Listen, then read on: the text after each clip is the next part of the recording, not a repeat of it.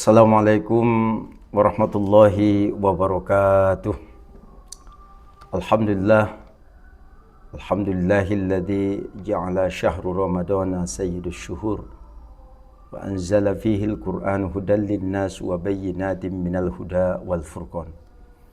Asyhadu an la ilaha illallah wa asyhadu anna Muhammadan abduhu wa rasuluh. Allahumma salli wa sallim wa barik ala sayyidina Muhammad wa ala ali sayyidina Muhammad. Assalamualaikum ya Rasulullah wa rahmatullahi wabarakatuh. Saudara hadirin pendengar dimanapun Anda berada, yang dimuliakan dan semoga dimuliakan oleh Allah Subhanahu wa ta'ala.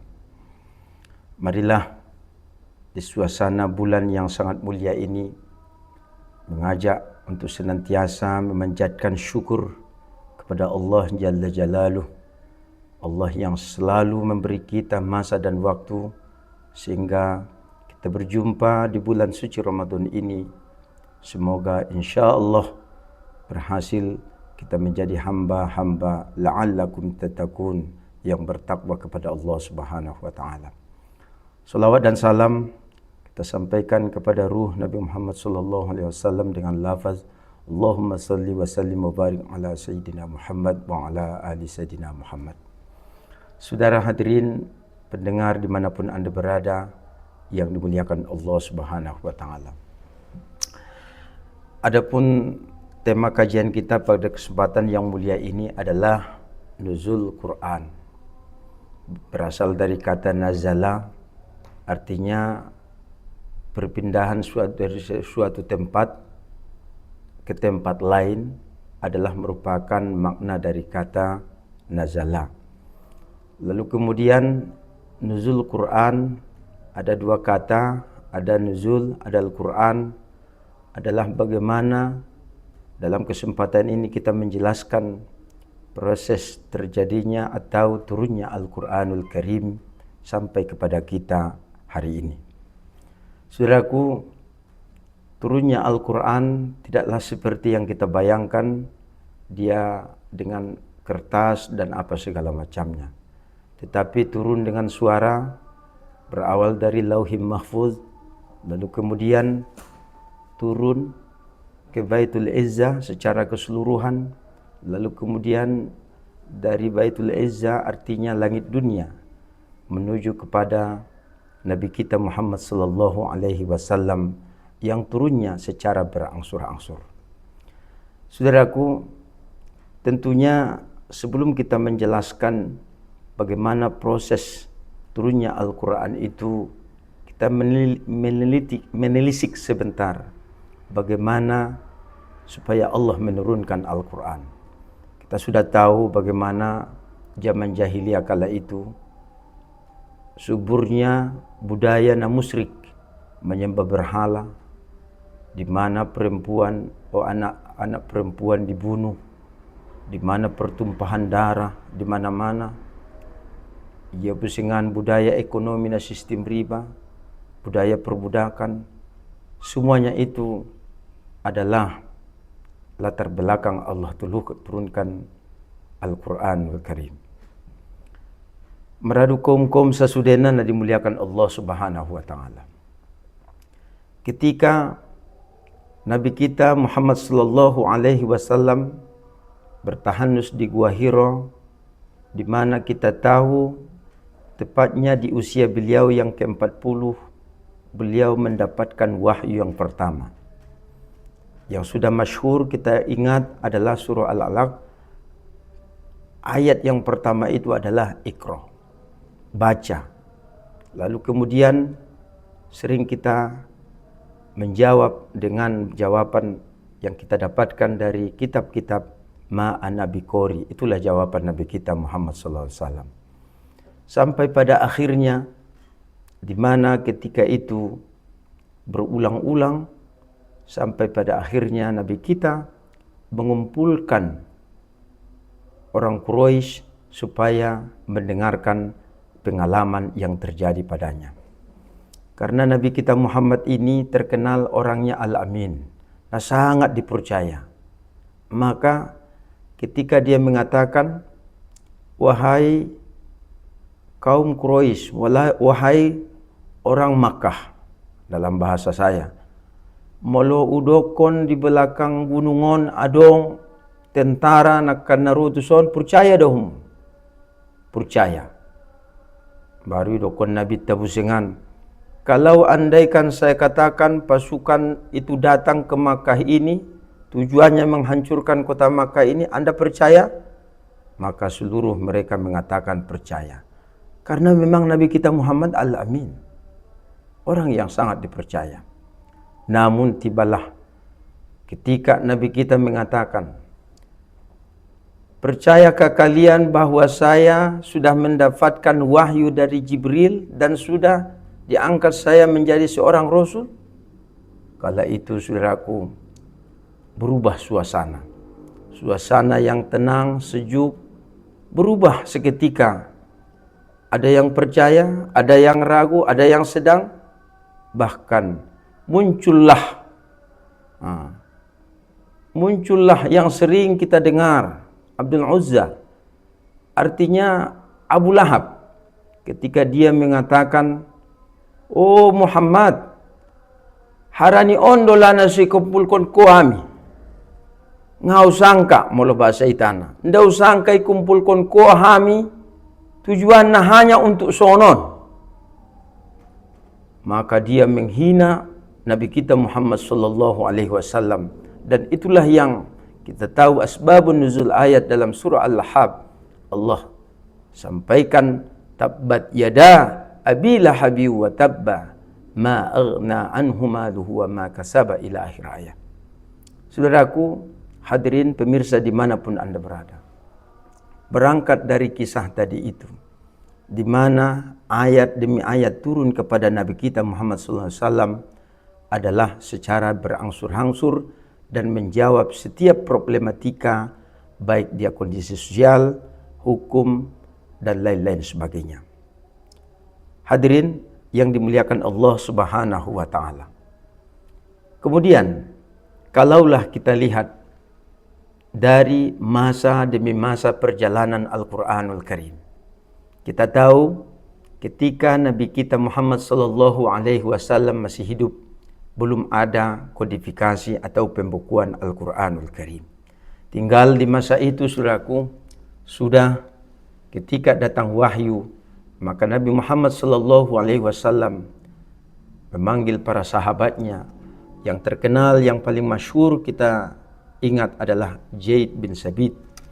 Ada lagi sahabat lain, Ubay bin Ka'ab dan lain sebagainya. Mereka itu dan sahabat lainnya ada yang menulis, baik dia itu di pelapa korma, adapun di kulit binatang, adapun di kulit di tulang hewan dan lain-lain sebagainya. Artinya saudaraku, kita tahu pada saat itu ada dua yang terkenal, ada yang sistemnya hafalan dan ada pula yang sifatnya ditulis oleh para sahabat yang amanah. Namun saudaraku, penting kita tahu ketika Nabi wafat, lalu kemudian di masa Khalifah Abu Bakar Siddiq, dikala itu saudaraku, dia mengalami cobaan yang sangat dahsyat. Cobaannya sangat dahsyat. Kenapa? Karena perang saudara yang dahulunya bayon anak beruan muslim, maka berubah menjadi seorang yang munafik. Bahkan ada yang murtad. Bahkan kita dengar dan kita tahu dalam sejarah adanya Musailamatul Kadzab, nabi palsu. Maka Abu Bakar, seorang khalifah kala itu, dia sibuk membersihkan orang-orang yang enggan membayar zakat, orang-orang yang munafik, yang sudah keluar dari agama Islam, artinya murtad. Sampai pada akhirnya ketika terjadi perang di Yamamah, maka berguguranlah penghafal Al-Quran itu hampir 70 orang. Maka dikala itu para sahabat utamanya Umar bin Khattab sangat was-was, andaikan pada saatnya nanti orang yang masih menghafal Al-Quran, dan adapun Al-Quran yang ditulis berserakan di mana-mana. Kalau nanti ini dibiarkan, maka bagaimana nanti masa depan Al-Quran sebagai petunjuk hidup bagi kaum muslimin dimanapun berada. Sampai pada akhirnya dimulailah niatan itu. Sampai pada akhirnya awalnya Abu Bakar merasa ragu karena tidak pernah diperintahkan Nabi. Dia khawatir akan terlanjur melakukan sesuatu yang tidak diterima oleh Allah dan Rasulnya. Maka dengan banyak pertimbangan, maka akhirnya itu disepakati oleh para sahabat. Lalu kemudian dilanjutkan di masa Umar dan sampai pada akhirnya tembusnya di masa Utsman bin Affan.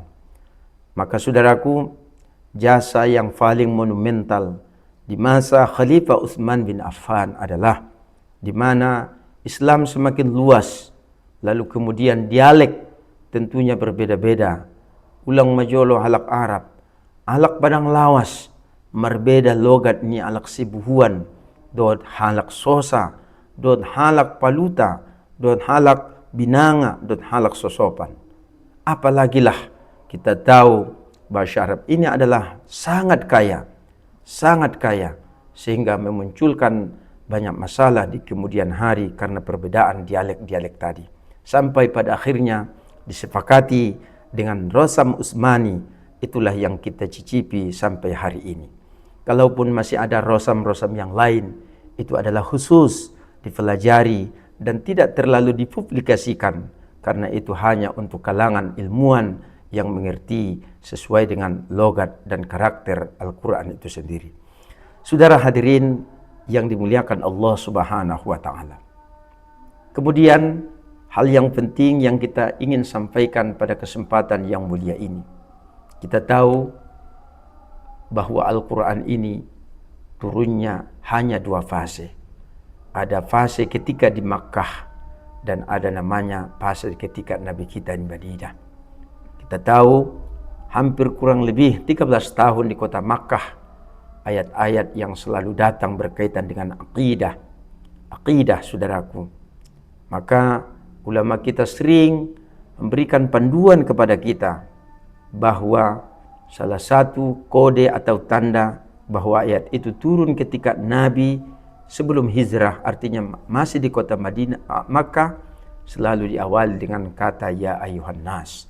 Lalu kemudian ketika dia itu ayat madaniyah, maka dikala itu tandanya adalah selalu diawali dengan ya ayyuhalladzina amanu. Kenapa? Karena memang ketika Nabi kita sesudah hijrah di tahun kedua dan selanjutnya mulailah muncul kewajiban-kewajiban, apakah puasa di bulan suci Ramadan, melaksanakan ibadah zakat dan ibadah-ibadah lainnya. Saudara hadirin, meradu kaum-kaum dan dongan-dongan sesudena dimanapun Anda berada.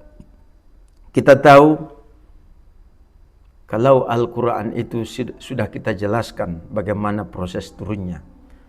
Hal yang paling penting bagi kita saudaraku, bagaimana Al-Quran itu turun ke dalam pisuduri, pada dalam hati kita masing-masing. Jangan sampai saudaraku, Al-Quran itu hanya sekedar bacaan, tetapi tidak pernah menjadi petunjuk dalam kehidupan.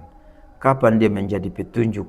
Ketika hati kita merasakan nikmatnya petunjuk dari Allah Subhanahu wa Ta'ala.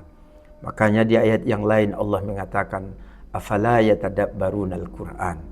Apakah kamu tidak merenungkan, mentadabburi, memikirkan isi-isi Al-Quran itu sendiri? Oleh karena itu saudaraku, turunnya Al-Quran ini harus kita jadikan sebagai hudan, pedoman hidup, petunjuk hidup.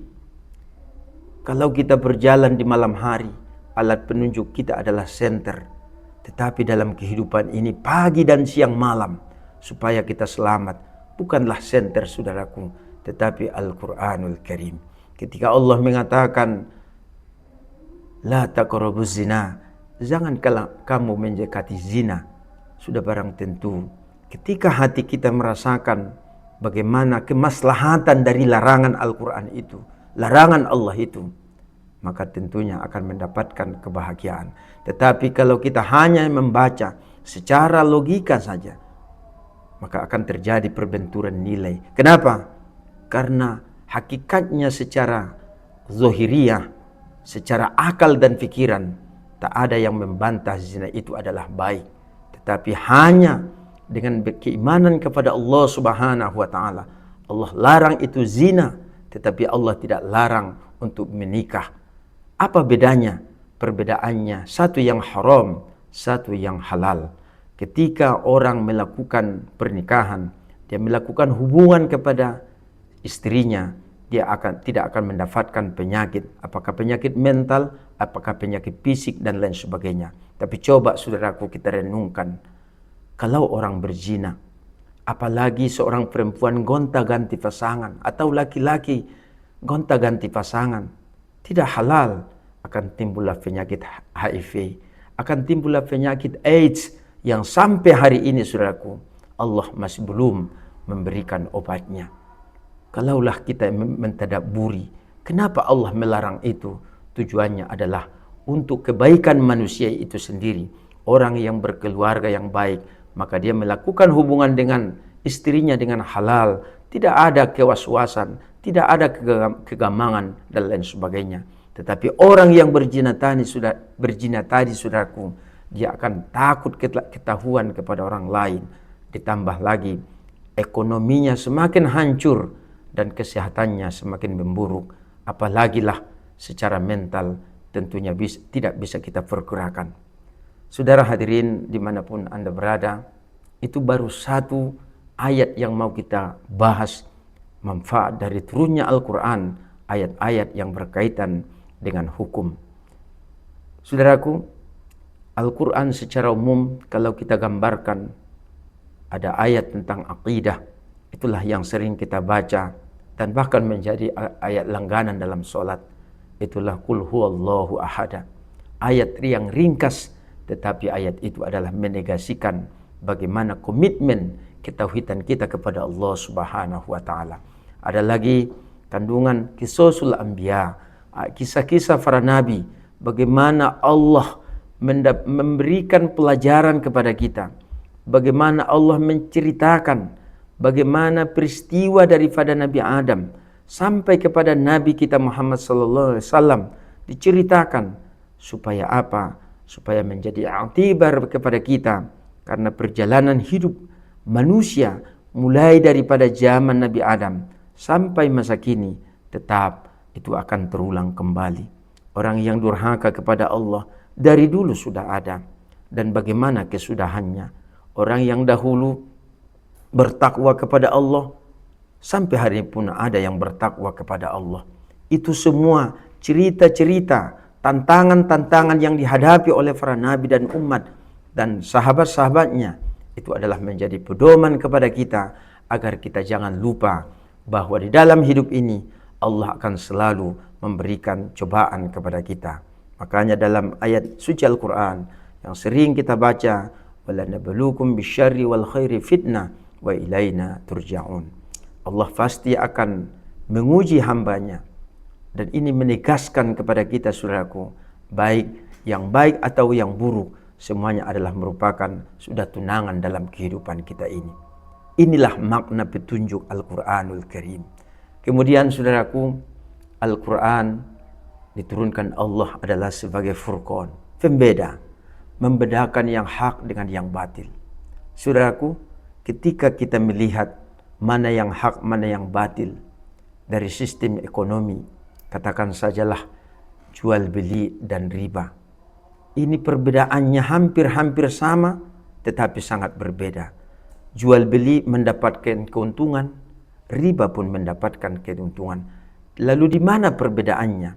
Perbedaannya adalah ketika jual beli itu adalah antarodim minkum, di mana dia membeli barang itu dan menjual barang itu, tidak ada yang merasa terpaksa karena merupakan hajat kedua belah pihak, timbal balik yang si A membutuhkan jualan si B dan si B membutuhkan keuntungan dari si A.